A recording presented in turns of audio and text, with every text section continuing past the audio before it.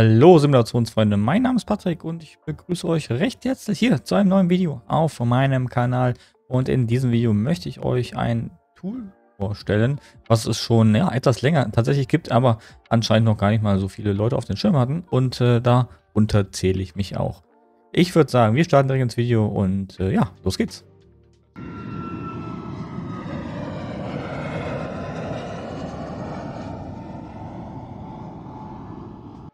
Ja, herzlich willkommen zurück, meine Freunde. Und wie ihr es im Intro ja schon gesehen habt und wahrscheinlich auch in der Videobeschreibung, dreht es sich hier um Pilots Life 2, also Chapter 2. Es gibt davon auch schon den ersten Teil, aber wir starten hier mit dem, mit der Weiterentwicklung mit Chapter 2. Und was ist Pilots Life eigentlich? Pilots Life ist eine Karrieresimulation für den Microsoft Flight Simulator, P3D, X-Plane und FSX natürlich auch. Funktioniert für beide Flugsimulatoren im Endeffekt, für den 2020er und 24er parallel, und es soll eine Karriere eines Airliner-Piloten simulieren. Und dieses Tool kann man sich erwerben bei simmarket.de ist das, glaube ich, die Adresse. Ich packe euch die Links auf jeden Fall unten in die Videobeschreibung rein, deshalb keine Sorge, was das angeht. Ich würde sagen, wir starten erstmal kurz mit einem kleinen Trailer von Pilots Life und dann gehen wir gleich in dem Video noch weiter darauf ein. Ich zeige euch Pilots Life auf meinem Desktop, wie weit ich bin, was man alles machen kann, wie man es installiert, etc. pp. Ja, wir starten jetzt zuerst mit dem Video. Ich würde sagen, auf geht's.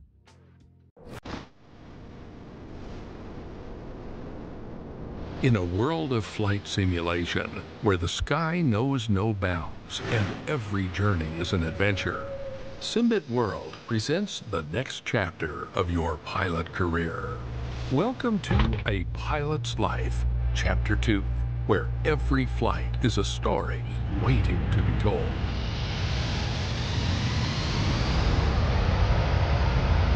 Navigate through the dynamic job market where every contract choice matters. Will you chase prestige, profit, or adventure? From bustling airports to remote airstrips, no pilot is left behind. Choose from over 600 airlines, each with real schedules and fleets updated monthly. Invest wisely and choose between items from the shop or expand your aircraft licenses to unlock new opportunities.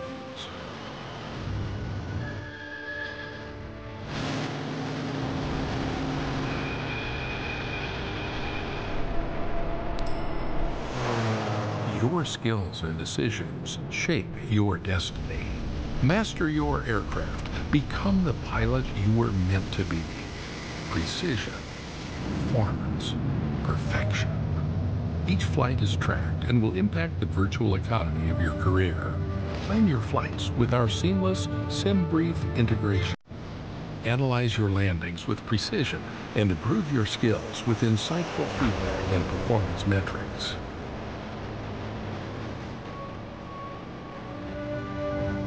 Immerse yourself in a world of limitless possibilities. Unlock achievements and climb the career ladder from a rookie junior first officer to a captain at a renowned airline.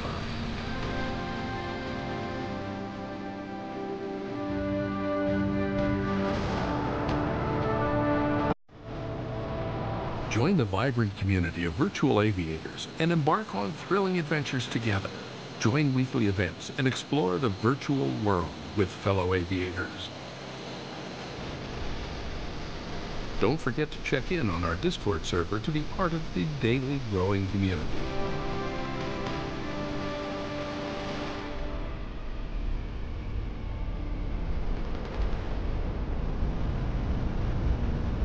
Get ready to take flight, fellow pilots. Your journey begins now with A Pilot's Life. Available now via Contrail and SimMarket.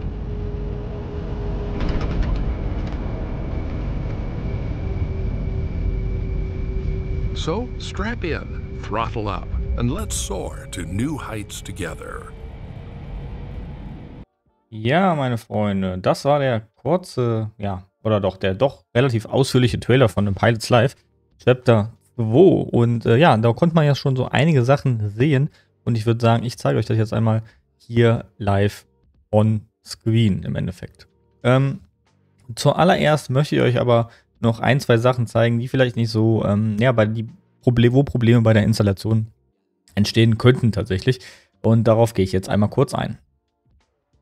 Und zwar benötigt Pilots Live 2, um eure Daten auszulesen aus dem Simulator FSU IPC. Das Ganze sieht so aus, dass es die Internetseite davon, diese verlinke ich euch natürlich auch wieder unten in der Videobeschreibung. Und für die ganzen MSFS 2020 und MSFS 2024 Nutzer, ihr müsst einfach nur FSU IPC 7 hier runterladen, auf der linken Seite downloaden und installieren. Dafür ist keine kostenpflichtige Version notwendig, wenn ihr danach gefragt werdet oder so. Könnt ihr das einfach ignorieren. Das Ganze ist kostenlos. Was macht das Programm? Ja, wie schon erwähnt, zeichnet es eure Flugdaten auf und das wird dann im Endeffekt in Pilots Live 2 wiedergespiegelt. Das heißt, die Höhe, die Landerate, dann wie ihr die Lichter eingeschaltet habt, etc. pp. Das alles ist auch essentiell für Pilots Live. Darauf gehe ich dann gleich noch genauer ein. Also, zur Installation braucht ihr einfach nur dieses Tool oder dieses Add-on, sage ich mal, das jetzt hier kostenlos ist. Und dann, seid ihr auch schon damit fertig. Ich würde sagen, ich schließe dieses Fenster jetzt hier mal und gehe in Pilots Live rein. Wenn ihr das erste Mal öffnet, dann sieht das Ganze bei euch einmal so aus. Und hier müsstet ihr jetzt erstmal einmal hier unten einen neuen User registrieren. Ja, wir machen das einmal kurz, weil es hier auch eventuell zu der ein oder anderen Problematik kommen könnte. Also Register New Account und dann landet ihr hier auf diesem Registrierungsfenster. Ihr gebt da oben natürlich euren First Name ein, also Vor- und Nachname, dann euer Land, wo ihr herkommt. Dann machen wir hier Aeropatrick zum Beispiel, ja. Dann haben wir hier unser Land, wo wir herkommen. Das geben wir natürlich auch ein. Das ist hier in dem Fall Germany. Jetzt kommt hier die Vendor-Order-Nummer. Wenn ihr auf SimMarket bestellt, dann bekommt ihr eine Bestellnummer. Und diese Bestellnummer von SimMarket müsste da eingegeben werden. Und dann ist dieses Feld auch ausgefüllt komplett. Das gleiche, die E-Mail-Adresse, die ihr bei eurem bei SimMarket zum Beispiel angegeben habt, womit ihr da das Produkt gekauft habt, müsst ihr auch einmal angeben. Darunter dann die Serialnummer. Das Ganze ist auch klar. Die Serialnummer bekommt ihr auch von SimMarket hinterher bei der Bestellung oder nach der Bestellung. Bekommt ihr die gebt ihr dann einfach da ein. Nutzername und dann vergebt ihr noch ein Passwort. Bestätigt das zweimal, setzt hier einen Haken rein und dann registriert ihr euren Account. Das soll es auch schon gewesen sein. Wenn dazu noch Fragen da sind, kommt gerne in den Discord oder schreibt es unten in die Kommentare. Ich werde versuchen, darauf zu antworten. Im Discord oder auf dem Discord-Server bei mir bin ich natürlich schneller greifbar als in den YouTube-Kommentaren. Gut, dann würde ich sagen, ich habe ja schon einen Account. Deswegen logge ich mich hier einmal kurz ein. So, meine Freunde, da sind wir auch schon in meinem Dashboard von Pilots Live. Ja, bei euch sieht das Ganze wahrscheinlich nicht so aus, wenn ihr das erste Mal startet. Ich gehe darauf jetzt mal im Detail ein. Also, ich habe bereits 5 Flüge hinter mir gebracht in meiner Pilotenkarriere. Das seht ihr unten rechts einmal.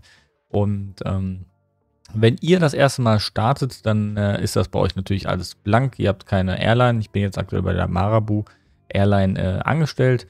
Und das Interessante bei Pilots Live ist, dass dieses Tool im Endeffekt über 600 Airlines simuliert.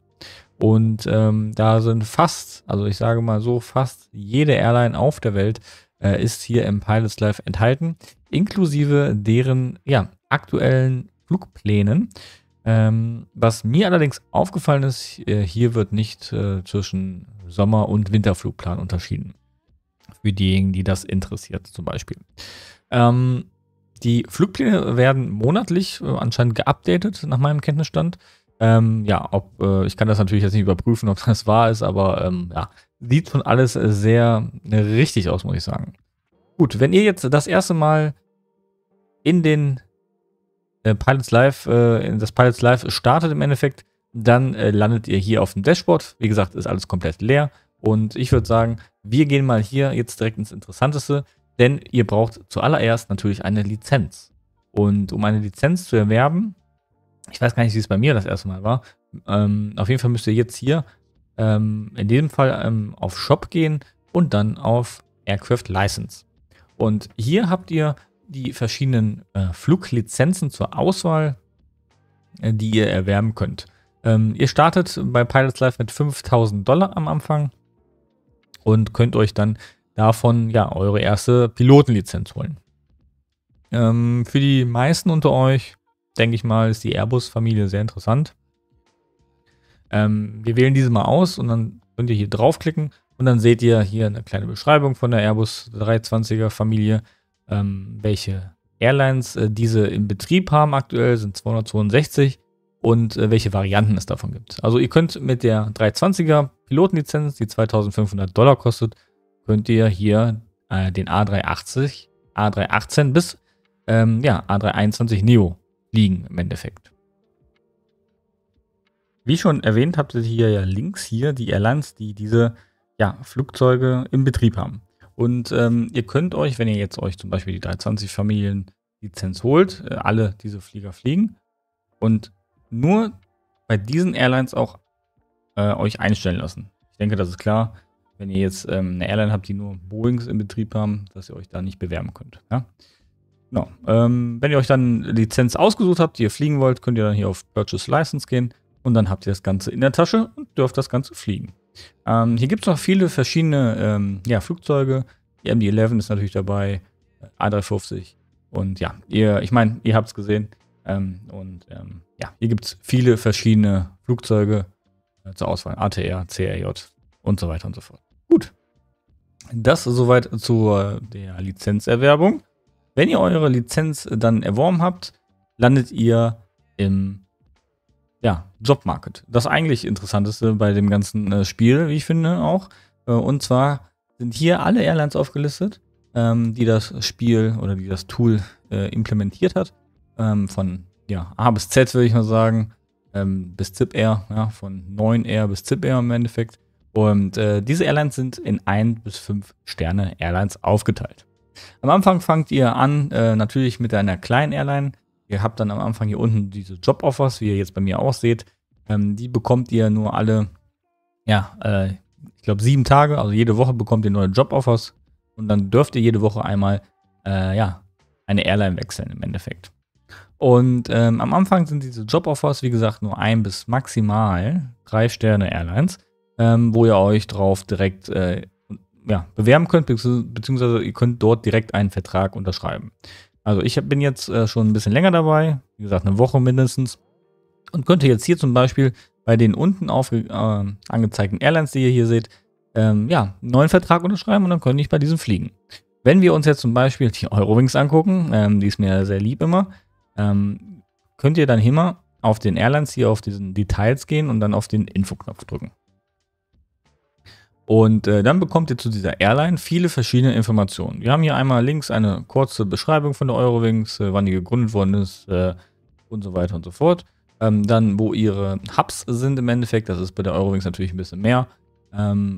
Was die fliegen, also Passagierflieger, ICAO-Code und Callsign habt ihr hier. Dann seht ihr dann hier noch das Wichtige, die Flottengröße und die Nummern der Routen. Also die Eurowings betreibt aktuell 1156 Routen. Dann haben wir hier unten drunter noch so einen Wikipedia-Link, da können wir draufklicken, dann kriegen wir auch noch ein paar Infos über die Eurowings. Und ansonsten seht ihr dann noch hier die Flotte. Also die Eurowings hat zum Beispiel A320 im Betrieb und davon 58 Stück. Dann die verschiedenen Typen hier unten drunter mit den originalen Kennungen auch, ja. Und hier rechts natürlich auch die Routen. Und die Routen, die könnt ihr auch, wenn ihr möchtet, über Distanzen, könnt ihr diese Routen auch nach Distanz, filtern. Und dann seht ihr, was die kürzeste Route ist und was die längste Route ist. Ja, von Köln nach Dubai oder was das ist. Das ist Dubai, OMDB ist Dubai, ich glaube, das ist Abu Dhabi oder so. Ja, auf jeden Fall ist das die längste Route und die wird geflogen mit dem 320 Neo. Ja, und so habt ihr dann die verschiedenen Informationen und dann könnt ihr euch natürlich eine Airline aussuchen von denen hier unten und euch dann eine aussuchen, die euch am besten gefällt. Wenn wir jetzt BH Air uns mal anschauen, die kenne ich zum Beispiel gar nicht. Ne? Die haben nur 4 A320 und fliegen im Endeffekt nur 1, 2, 3, 4, 5 Destinationen an. Ja. Also wer darauf Lust hat, kann da sich auch einschreiben.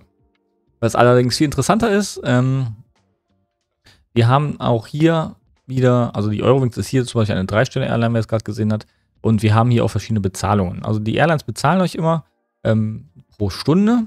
Und das Wichtige ist hier pro Flugstunde. Wenn ihr jetzt einen Langstreckenflug zum Beispiel absolvieren möchtet und ihr erhöht die SIM-Rate, dann werdet ihr nur bezahlt für die Zeit, die ihr auch wirklich im SIM seid. Ja? Das heißt, für einen 8-Stunden-Flug, ihr habt aber die SIM-Rate an und fliegt nur 2 Stunden, dann werdet ihr auch nur 2 Stunden bezahlt. Das wird alles getrackt. So, und ja, das dazu auf jeden Fall. Und ihr bekommt dann pro Stunde halt dieses Gehalt, was hier hinten steht. Also bei der Eurowings sind es dann 35,19. Und dann bekommt ihr pro Flugstunde 35,19. Ja. Und mit diesem Geld könnt ihr euch dann im Shop, wir gehen nochmal kurz in den Shop, auch verschiedene Items kaufen. Oder natürlich weitere Lizenzen. Die Items zum Beispiel, hier bekommt ihr entweder mehr Geld also Bonus pro Flug plus 0,5% mehr Geld oder mehr XP. Und ja, wofür die XP gut sind, ist auch nochmal interessant, denn dafür gehen wir nochmal ins Dashboard. Die XP, mit denen levelt ihr auf. Wir starten im Rang eines Junior First Officers und unser nächster Rang ist im Endeffekt der First Officer. Den erreichen wir mit 20.000 XP und haben aktuell 496 XP. Ja, und für diese 20.000 XP müsst ihr mindestens, ja, ich sag mal so, 20 Flüge absolvieren. Denn ihr bekommt pro Flug, wenn ihr alles richtig macht, pro Flug, also einen 100%igen Score habt, bekommt ihr 100 XP. Ohne irgendwelche Items oder so. Wie wird so ein Flug denn jetzt bewertet? Das schauen wir uns jetzt mal an. Und zwar gehen wir hierfür einmal auf unser Logbuch oder auf mein Logbuch besser gesagt. Und hier seht ihr alle eure Flüge. Mein erster Flug zum Beispiel war von München nach Palma de Mallorca. Und dafür habe ich einen Score von 98 gehabt. Ja, wir gucken uns den mal an. Dafür gehen wir hier auf Info. Und dann habt ihr hier meinen detaillierten Fluginfo. Und hier seht ihr auch, wie ich geflogen bin, mit welchem Flugzeug ich geflogen bin, mein Callsign, meine Landerate, die ist auch wichtig, wie ihr seht. Und die XP, die ich bekommen habe. Ich habe hier 98,25 XP bekommen, weil ich noch im Shop ein Item gekauft habe, mit dem ich 0,25 XP pro Flug erhalte. So, wir kommen mal auf die linke Seite zu sprechen jetzt. Und zwar habe ich ja schon gesagt, das Tool wertet aus oder in welcher Flugphase ihr seid und ob ihr auch alles richtig macht in dieser Flugphase. Zum Beispiel beim Start, ob ihr den Flieger zu sehr nach oben pitcht. Ja? Das ist hier zum Beispiel mit einem Pitch-Trim, also Pitch Angel von 20 Grad dargestellt. Und wenn ihr das nicht überschreitet im Endeffekt, dann habt ihr hier einen grünen Haken, sage ich jetzt einfach mal. Ja, das geht übers Text hier raus, also ob ihr alle Lichter eingeschaltet habt, ob euer Transponder eingeschaltet ist, ob ihr euer Ground Speed auch nicht überschreitet von 30 Knoten, auch wichtig. Dann kommen wir zum Takeoff, dann haben wir die Landelichter, die Strobe Lights, wie genau sagt, der Pitch Angel muss hier auch stimmen. Dann haben wir beim Climb natürlich, dass das Fahrwerk eingefahren ist, dass ihr nicht über 250 Knoten fliegt unter 10.000 Fuß. Dann haben wir hier, dass die Landelichter ausgeschaltet werden bei 10.000 Fuß. Dass ihr keine Hosen benutzt habt. Ja, das wird hier auch angezeigt. Dann haben wir nur noch den Approach zum Beispiel. Da ist das Ganze natürlich wieder andersrum. Pitch Angel wieder beachten, die Geschwindigkeit wieder beachten unter 10.000 Fuß. Und dass die Lichter eingeschaltet sind, im Approach auch, dass die Spoilers gearmt sind, das Fahrwerk draußen ist, etc. pp. Und bei der Landung wird dann auch die Landerate beurteilt. Und wie ihr gesehen habt, bin ich in Palma nicht so gut gelandet. Ich habe hier eine Landerate von minus 408 Fuß die Minute. Das ist eine relativ harte Landung tatsächlich und dementsprechend habe ich hier auch nicht die volle 5 Punkte bekommen, sondern nur 3 von 5. Ja, also war so ein mittelmäßiges Ding, würde ich mal sagen. Und dadurch habe ich auch nur einen Gesamtscore von 98 erhalten. Denn der Rest, der war ja ganz okay gewesen, ne? Und habe ich alles sauber abgeflogen, würde ich dann sagen, bis auf die Landung. ja, dann habt ihr hier noch so eine kleine Zusammenfassung, wie gesagt, von eurem Flug, die Höhe, wie schnell ihr wart, etc. pp. Gut, schließen wir das. Und dann gehen wir nochmal kurz in den Jobmarket, denn da wollte ich euch noch was zeigen. So, hier sind wir einmal und jetzt gehen wir hier oben einfach mal ein, die Lufthansa. Dann haben wir schon die Lufthansa gefunden. Das ist eine 5-Sterne-Rating-Airline. Wie dieses Rating zustande kommt, kann ich euch leider nicht sagen. Wir haben dann nochmal die Lufthansa Cargo. Also wie gesagt, ihr könnt auch Cargo-Flüge machen. Ne?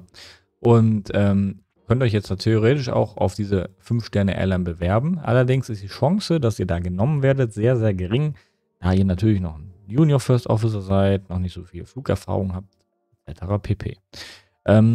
Ich würde im Endeffekt immer warten, bis ihr hier Joboffers habt und dann seht ihr ja, wenn euch da eine 5-Sterne-Airline vorgeschlagen wird, dass ihr eine Möglichkeit habt, aktuell ja in 5-Sterne-Airlines aufgenommen zu werden zum Beispiel.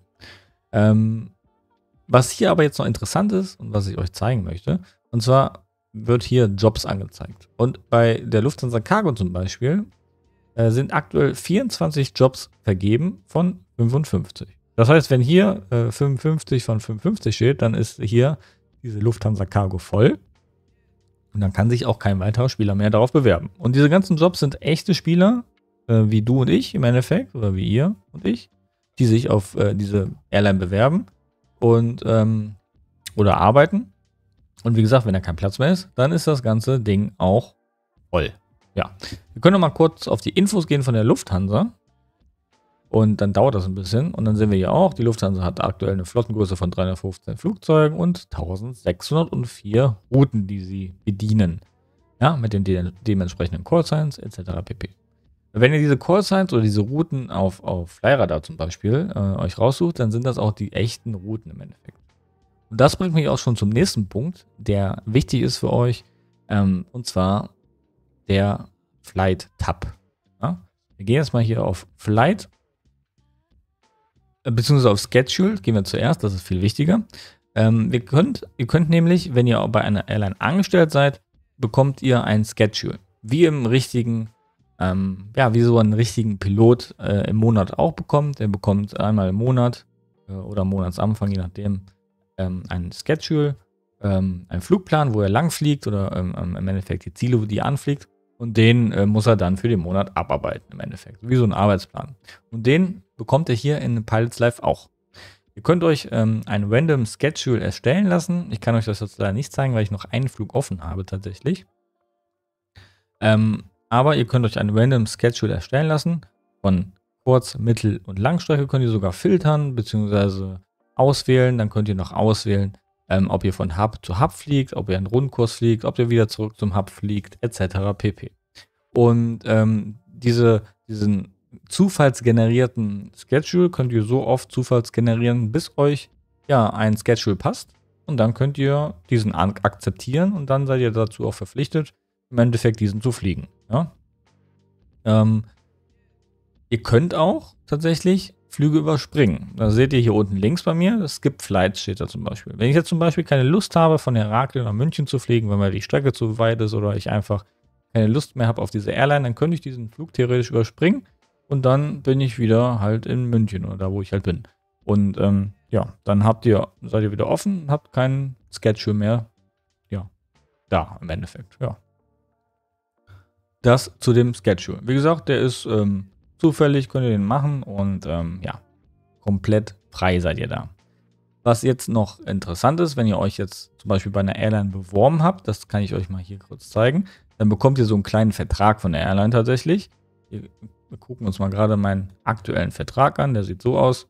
Dann unterschreibt ihr hier so einen kleinen Vertrag, von wem zu wem und so, etc. pp. Als Junior First Officer und dann steht halt so ein paar lustige Sachen drin.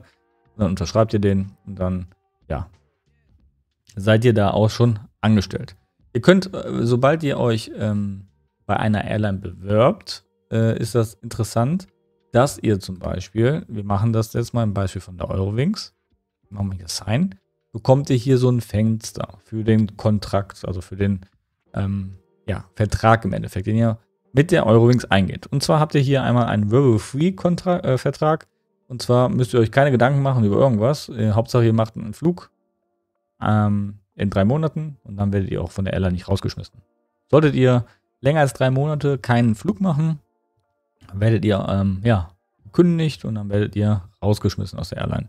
Soll natürlich dem vorbeugen, dass keine AFK-Spieler oder Spieler nicht irgendwelche Plätze blockieren, die nicht fliegen. Gut. Was ihr noch machen könnt, ist natürlich, ihr könnt nach Stunden fliegen. Also wenn ihr mindestens 5 Stunden die Woche geflogen seid, bekommt ihr einen Bonus von 10% auf euer Gehalt.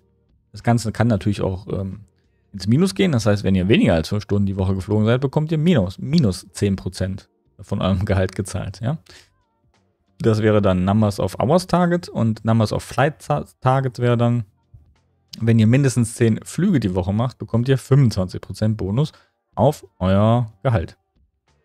Ja, und dann könnt ihr euch hier unten den Typ aussuchen von dem Vertrag, den ihr haben möchtet und dann könnt ihr hier akzeptieren und dann seid ihr bei der Airline eingestellt. So einfach ist das dann. Und das Gehalt, habe ich ja schon gesagt, das setzt sich zusammen aus der Flugstunden, die ihr geflogen seid. Und das wird dann einmal die Woche, immer montags, wird das dann zusammengerechnet von der Woche davor, die ihr geflogen seid. Und dann kriegt ihr einmal montags immer euer Gehalt gezahlt. Also einmal die Woche gibt es ein Gehalt und von der Woche davor.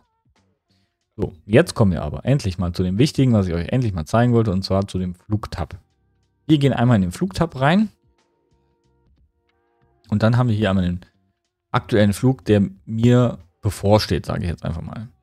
Und wie ihr seht, fliege ich ja mit dem A320, also seht ihr oben links die Flugnummer und Callsign ist hier dieselbe.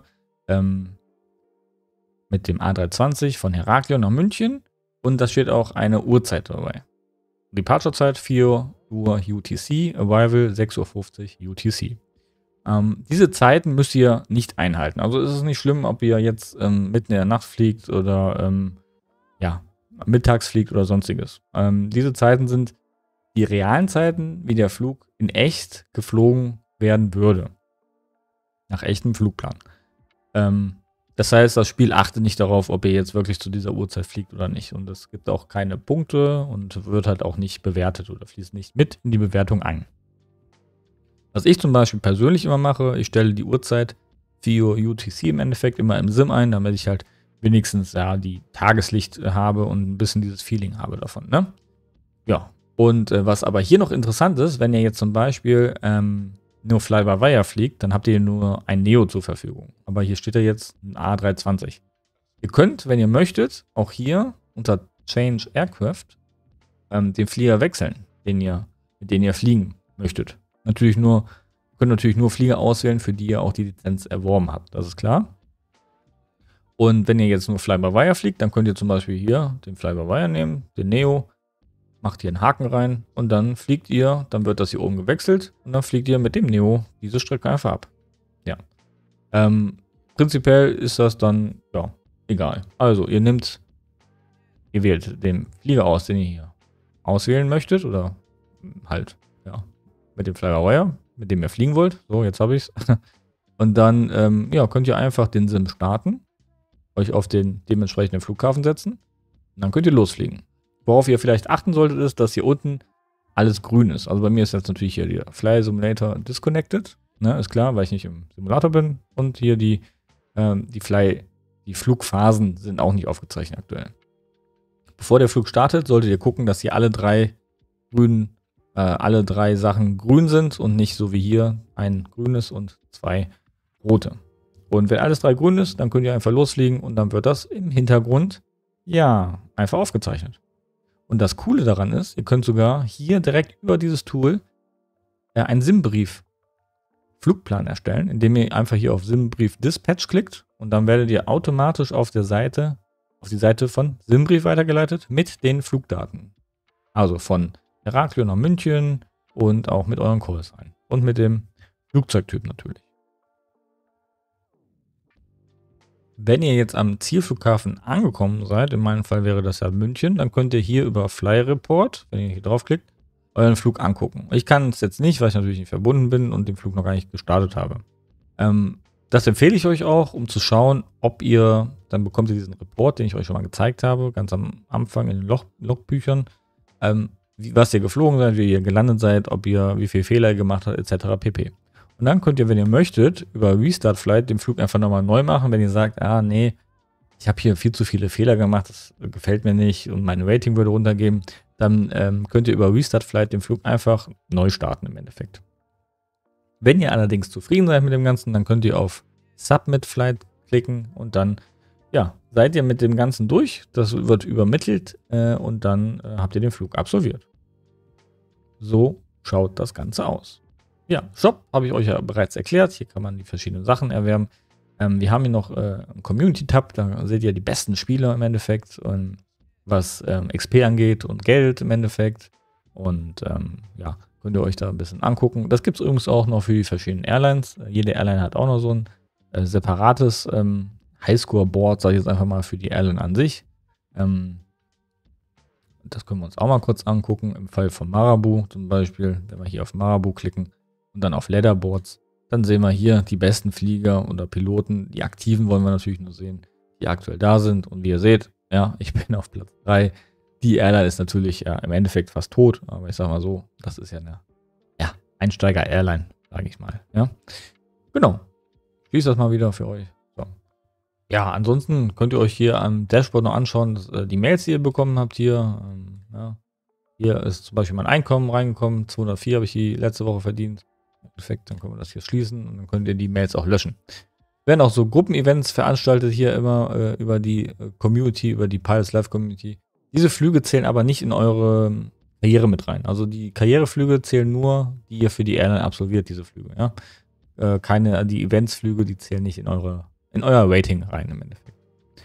Ja, meine Freunde, ich würde sagen, das war's mit Pilots Live. Wie gesagt, wenn ihr Fragen zu diesem Tool habt, könnt ihr mir diese gerne im Discord stellen. Da bin ich sehr gut greifbar. Link dazu in der Videobeschreibung. Ansonsten würde ich mich, wenn euch das Video gefallen hat und das Tool auch natürlich über einen Daumen in nördlicher Richtung freuen. Ja, über ein Abo natürlich sowieso immer und vielen Dank für den Support schon mal an alle diejenigen, die mich so tatkräftig unterstützen in meinem kleinen Kanal hier.